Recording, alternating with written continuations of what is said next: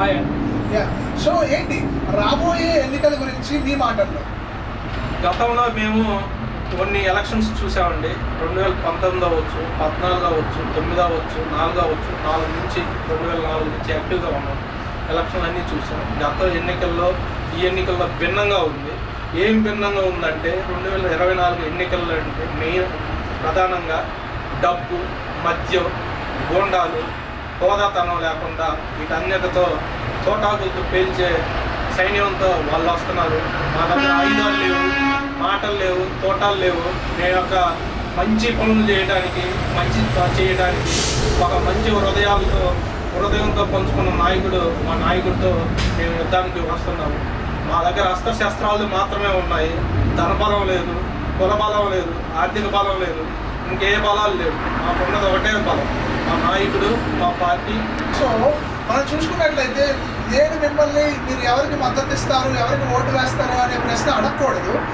So నా point ఏంటంటే కృష్ణ గారు, ఇక్కడ మనం చూసుకుంటే ఇప్పుడు ఎంతోమంది ఎన్ఆర్ఐలకి ఈసారి టికెట్లు ఇస్తున్నారు అనేది మీకు తెలిసిన విషయం, అటు ఎమ్మెల్యేలుగా మరియు ఎంపీలుగా. సో ఇప్పుడు మనం చూసుకున్నట్లయితే ఆర్లగడ్డ వెంకట్రావు గారికి, ఆ తర్వాత వెనిగండ్ల రాము గారికి, వెంకట్ గరికపాటి గారికి, ఇలా మనం చూసుకుంటే ఎంతోమంది, ఈవెన్ పార్లమెంట్ స్థాయిలో కూడా పెమ్మసాని చంద్రశేఖర్ గారికి టికెట్ ఖరారైనట్టు మాకు తెలిసిన సమాచారం. సో వీటి గురించి, ఈ ఎన్ఆర్ఐలకి టికెట్ ఇచ్చే దాని గురించి మీ మాటల్లో.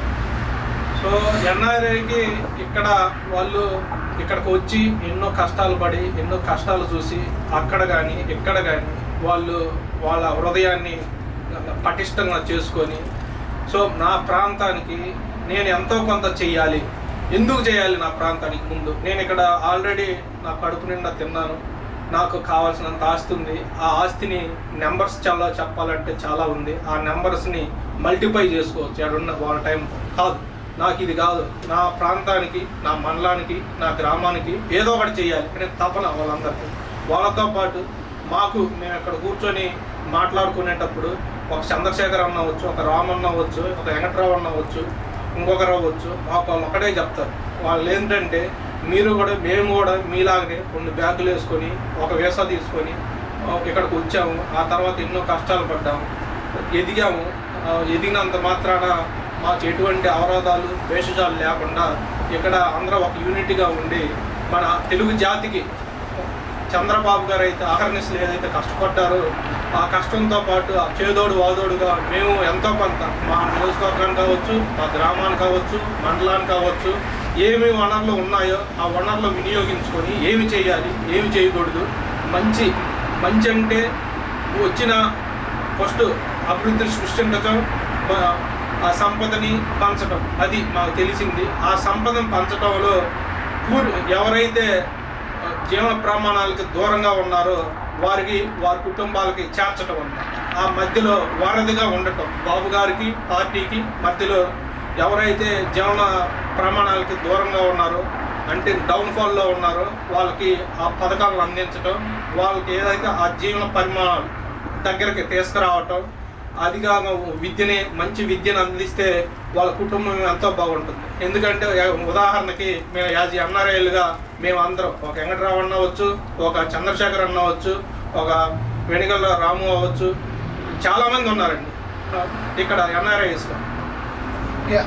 సో తర్వాత ప్రస్తుత ప్రభుత్వం గురించి అండ్ ఇంకొకటి, మీరు ఇప్పుడు ఎంతోమంది మీ ఎన్ఆర్ఐ డాలస్ టీడీపీ యూత్కి సంబంధించి ఎంతోమంది మీరు ఇప్పుడు రేపు ఓటు వేయడానికి చలో ఏపీ ప్రోగ్రాం ద్వారా మీరు మాకు చెప్పడం జరిగింది, మేము ఎంతోమంది వెళ్తున్నాము అని. సో ఏంటి మీ ప్రధాన మోటివ్ ఏంటి? ఓటు వేయడం మాత్రమేనా, లేకపోతే మీరు ఇంకా అక్కడ ఏదైనా యాక్టివిటీస్ చేసే పరిస్థితి ఉందా? సో ఇక్కడ ముఖ్య ఉద్దేశం ఏంటంటే గత ఎన్నికల్లో 2 ఉన్నాయండి. ఇక్కడ ఫస్ట్ దాని గురించి మనం మాట్లాడాలి.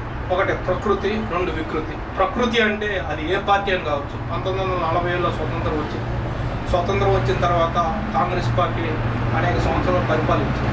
ఆ కాంగ్రెస్ పార్టీలో జవహర్లాల్ నెహ్రూ అవ్వచ్చు, ఇందిరాగాంధీ అవ్వచ్చు, రాహుల్ గాంధీ అవ్వచ్చు, ఎంతోమంది ప్రధానమంత్రులు పనిచేశారు. వాళ్ళు ఒక శ్రీశైలం డ్యాము, నాగార్జున స్వామి డ్యాము, అదేవిధంగా సిటీలు నిర్మించడం, ఉపాధిని పెంచడం, మెయిన్గా దాని మీద దృష్టి కేంద్రీకరించేవాళ్ళు. ఆ అభివృద్ధి ఫలితాల వల్ల అందరికి అందేవాడు. నేను పార్టీలకు అతీతంగా మాట్లాడుతున్నాను. ఇదే మా నాయకుడు, మా బాగు, వేరే వాళ్ళ బాగు మాట్లాడుతున్నాను. 40 నుంచి 50 సంవత్సరాల కాంగ్రెస్ పార్టీ కట్టలు. ఆ తర్వాత చరిత్రగా చదువుకున్నప్పుడు కొన్ని మంచి పనులు చేసి ఉంటారు. గతంలో చరిత్రలో ఏం చెప్తుందంటే పాఠ్యాంశాల్లో అశోకుడు చెట్లు నాటిన అని టైటిల్ మేము చదువుకున్నామంట. సారాంశం ఒక లైన్ పుస్తకాల్లో చరిత్ర చదివినప్పుడు అశోకుడు చెట్లు నాటిన. ఇక్కడ ఈ జగన్మోహన్ ఈ చరిత్రహీనుడు చెట్లు నరకబడు.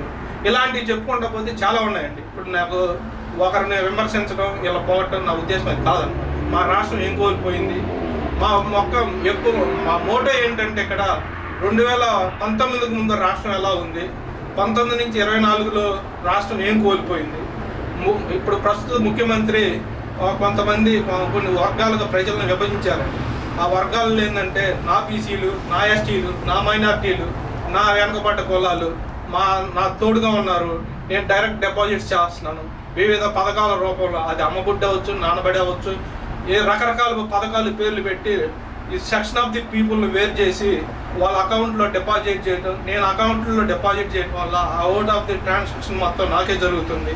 ఇది భారతదేశ చరిత్రలో ఏ రాజకీయ పార్టీ నాయకులు కానీ అది ఎవరో చేయలేదండి. మేము ఫస్ట్ టైం చూస్తాం. ఇది చాలా చాలా బాధ అనిపిస్తుంది. ఒక రాష్ట్ర సంపదని కొల్లగొట్టి అకౌంట్లో డిపాజిట్లు చేయటం. మేము పేదలకు డబ్బులు పంచడం మేము వ్యతిరేకం కాదండి. మేము ఏ రోజు నుంచి చెప్తున్నాం, ఆ ముద్ర మా మీద చల్లుతున్నాం. మా పార్టీ ఏం చేసింది, మా నాయకుడు ఏం చేసింది, చరిత్రే చెప్తుంది. 83కు ముందు చరిత్ర ఏంటి, 83 తర్వాత చరిత్ర ఏంటి, అది ఏ పరంగా సంపద పెంచడంలోన రాజకీయ పరంపరలోన ఏదైనా కావచ్చు. చెప్పుకుంటా పోతే చాలా లిస్ట్ అంత ఉంది రాజకీయ నాయకుల పరంగా చేస్తే. 2019 నుంచి 2024 లోపు ఏం అభివృద్ధి జరిగింది, ఏం కోల్పోయాము, అది ఒక మెయిన్ ఉద్దేశంతో మేము ఎలక్షన్ రంగంలోకి దిగుతున్నాము. ఎన్ఆర్ఐస్గా ఎంతో కొంత మా చేదోడు వాదోడు మా అస్త్రశస్త్రాలు ఉపయోగించి మేము ఎంత ఖాళీ టైం దొరికితే అది ఫోన్ల రూపంలోనా లేకపోతే డైరెక్ట్గా రేపు కోడ్ వచ్చిన తర్వాత ఎన్నికల రంగంలో దిగటంలో ఎంతో కొంత చేదోడు వాదోడుగా ఉంది. వాళ్ళని ఇదంతా చెప్పి జరిగిన చరిత్ర అంతా చెప్పి వాళ్ళని మంచేది చెడేది మా పార్టీకి మేము డైరెక్ట్ ఓటేయమనట్లేదు. జరిగింది ఏంటి, జరగబోయేది ఏంటి, ఏం చేయబోతున్నాం, ఏం లూజ్ అయ్యాం, ఏమి పొందుతాం మన నాయకుడు వస్తే, మన పార్టీ వస్తే అనేది మెయిన్ మోటోగా తీసుకొని మేము ఎన్నికల రంగంలో దిగుతున్నామండి. నేను ఒక 2 పదాలు చెప్పాను, ప్రకృతి కేడ, వికృతి కేడ అని.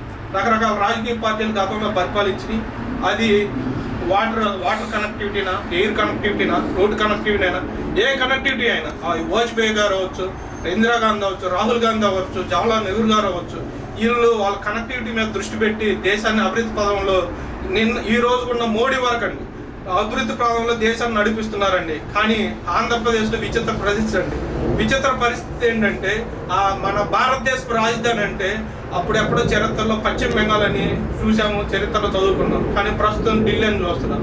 బట్ ఆంధ్రప్రదేశ్లో 3 రాజధానులు అనమాట. ఇది జమ్మూ కాశ్మీర్లో కూడా మేము 2 రాజధానులు విన్నాం. చలికాలంలో జమ్మూ అని, వేసవికాలంలో సిమ్లా. అది సపరేట్ కొన్ని పరిస్థితుల వల్ల ఆ రోజు నిర్ణయం తీసుకోవడం జరిగింది. కానీ 2019 వాళ్ళ ఎన్నికల మోటోలో ఏం చెప్పలేదన్నమాట. ఎన్నికలు జరిగిన తర్వాత వాళ్ళకి 151 మంది గెలిచిన తర్వాత ఏంటంటే ఎలక్షన్ బరిలో ముందు ఏం చెప్పారంటే మా జగన్మోహన్ రెడ్డి ఇక్కడ ఇల్లు కట్టుకున్నాడు, ఇంద్రభవనం కట్టుకున్నాడు, మీకు ఎటువంటి డోకా లేదు, ఇబ్బంది లేదు, రాజధాని ఎటు కాగలదు అని ప్రజలు మభ్య పెట్టారండి. తర్వాత ఏంటంటే నాలుగు మడతేశారు. ఇప్పుడు 3 రాజధానుల కాన్సెప్ట్తో 2019 నుంచి డ్యూయల్ టంగ్ మాట్లాడుతూ ఉన్నారండి. అది కర్నూలు, అటు పోయి కర్నూలుని రెచ్చగొట్టడం, ఇటు పోయి వైజాగ్, విజయనగరం, శ్రీకాకుళం వాళ్ళని రెచ్చగొట్టడం, ఇక్కడికి వచ్చి అమరావతి జనాలను రెచ్చగొట్టడం. ఇదంతా రాజకీయ లబ్ధి కోసం అండి. ఏదైనా నిన్న మళ్ళీ మీ ఎలక్ట్రానిక్ మీడియాలో చూసామండి, 4వ రాజధాని పుట్టుకొని వచ్చింది కొత్తగా హైదరాబాద్ అక్కడ. సరే మీరు చేయాల్సింది చేయండి, ఎటువంటి ఇబ్బంది లేదు. 4 కాకపోతే ఇప్పుడు 13 జిల్లాలు ఉన్నాయి, 25 జిల్లాలు ఏది చేసినట్టున్నారు. 25 రాజధానులు పెట్టుకుంటే అభివృద్ధి ఫాస్ట్గా జరుగుతుంది కదా. సంపద సృష్టించడం ముఖ్యం. సంపద సృష్టించిన తర్వాత 25 పెట్టుకుందామా, 50 పెట్టుకుందాం మాట్లాడదాం. గతంలో మీ తండ్రి గారి పరిపాలన చూసామండి, మేమందరం చాలా సంతోషంగా ఉన్నాం. మేము ఎటువంటి మీ నాన్నగారి మీద కానీ మీ కుటుంబం మీద కానీ ఎటువంటి విష పదజాలం కానీ చేయట్లేదు. మనం చూసుకున్నట్లయితే ఈసారి మీరు ఎందుకు ఇంత అగ్రెసివ్గా, ఎప్పుడూ లేనంత అగ్రెసివ్గా మీ ఎన్ఆర్ఐ టీడీపీ మెంబర్స్ అందరూ ఈసారి అందరూ మా చెలో ఏపీ ప్రోగ్రామ్ ఎలా అయితే ఉందో అలా ప్రతి ఒక్కరూ ఈసారి మీరు బయలుదేరి బూత్ మేనేజ్మెంట్ అంటున్నారు, ఓటింగ్ అంటున్నారు, ఎన్ఆర్ఐలు అక్కడ ఉన్న వాళ్ళని మొబిలైజ్ చేయాలంటున్నారు. సో అసలు ఏంటి ఈసారి ఇప్పుడున్న ప్రభుత్వం గురించి మీరు ఎందుకు ఇంతలాగా ఇక్కడ మీరు ఐటీ ఉద్యోగం చేసుకుంటూ కూడా ఎందుకు మీరు ఇంత ఇదిగా ఖచ్చితంగా ఈసారి బాబు గారిని గెలిపించాలి అన్నదానికి మెయిన్ మోటివేట్? సో ఈ కార్యక్రమం ఏంటంటే చలో ఏపీ. చలో ఏపీ అంటే ఆంధ్రప్రదేశ్ పునర్నిర్మాణం అంటే ఏపీలోనే ఉంది. ఏ అంటే అమరావతి, పి అంటే పోలవరం. సో ఈ రెండు ఇబ్బందుల్లో పడ్డాయండి 2019 తర్వాత. అవి ఆంధ్రప్రదేశ్కి ఎంతో గుండెకాయలంట. సో ఒకటి పోలవరం, రెండోది అమరావతి. సో ఇప్పుడు ఈ మోటో ఏంటంటే 2024లో తెలుగుదేశం పార్టీ అండ్ జనసేన ఆ అలయన్స్ ఏదైతే ఉందో రేపో మాపో బీజేపీ కూడా కలవబోతుందని వార్తలు వస్తున్నాయండి. అవి కలవటం కూడా మా అంత సంతోషమని. రేపు 24లో ఈ మహాకూటమిలో ఎన్ని పార్టీలు అయితే వీళ్ళందరూ మోటో ఒకటేనండి. సో ఆంధ్రప్రదేశ్ని ఎలా పునర్నిర్మించుకోవాలి, అలయన్స్ మహాకూటమిని ఎలా గెలిపించుకోవాలి, చంద్రబాబు గారిని ముఖ్యమంత్రిని ఎందుకు చేసుకోవాలి, జగన్మోహన్ రెడ్డి గారిని ముఖ్యమంత్రి పీఠం నుంచి ఎందుకు దించాలి, వైసీపీని ఎలా ఓడించాలి అనేది ఒకటేనండి. ఈ అలయన్స్ యొక్క ముఖ్య ఉద్దేశం ఏమిటంటే, సో ఇక్కడ కొంతమంది ప్రత్యర్థులు మా మీద దుమ్మెత్తి పోస్తున్నారండి. మేము ఇక్కడ అలయన్స్ మేము ఎందుకు పెట్టుకుంటున్నామంటే, మా నాయకులు, అది మా నాయకుడు చంద్రబాబు గారు అవ్వచ్చు, పవన్ కళ్యాణ్ గారు అవ్వచ్చు, బీజేపీ ఇన్ఛార్జ్ పురంధేశ్వర్ కావచ్చు, వాళ్ళ అధినాయకత్వం అవ్వచ్చు. సో 2019కు ముందు అది ఏ సంవత్సరానికి ఒకసారి కేంద్రం ర్యాంకింగ్స్ అంటే ఏ రాష్ట్రం అభివృద్ధి పదంలో ముందుంది, ఏ రంగాల్లో ఉంది, అది ఒక ఇండెక్స్ రిలీజ్ చేస్తారండి. అందులో ఈసారి ఆంధ్రప్రదేశ్ చూస్తే ఎక్కడో అడుగుబడి ఉందండి. ఏ 25లోనే ఉందండి ప్రతి ఒక్క అంశంలో అండి. ఎందుకంటే 2019కు ముందు పోలవరం అవ్వచ్చు, ఫస్ట్ కనెక్టివిటీ వైపు వస్తున్నాం, వాటర్ కనెక్టివిటీలో మేజర్ ఏంటంటే శ్రీశైలం డ్యామ్ అవ్వచ్చు, నాగార్జున సాగర్ అవ్వచ్చు. ముఖ్యంగా ఇప్పుడు పోలవరం గురించి బాగా మాట్లాడుకుంటున్నాం కాబట్టి 2019 వరకు 72.23% అయింది. మరొకసారి 72.23% పూర్తయిందండి. 2019లో ఎలక్షన్ జరిగిన తర్వాత ఆ ప్రభుత్వానికి వైకాపా నాయకత్వం వహించబట్టి ఆ వైకాపా ప్రభుత్వం లీడర్ ఎవరైతే ఉన్నారో అప్పుడు రివర్స్ టెండరింగ్ అనే దాని పదంతో వచ్చాడండి. రివర్స్ టెండరింగ్ అని 6 నెలలు ఆ ప్రాజెక్ట్ పనులు ఆపేశాడండి.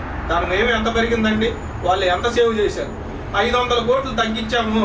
చంద్రబాబు గారు 500 కోట్లు పార్టీ ఆఫీస్కో లేకపోతే వాళ్ళ సొంత సంచుల్లోకో లేకపోతే జేబుల్లోకి తరలించకపోతున్నారు. టీడీపీ నాయకులు, వాళ్ళ కార్యకర్తలు అంతా ఏదో తప్పుడు ప్రచారం అంతా చేశారండి. మీ పేరండి? నా పేరు సాయికృష్ణ అండి.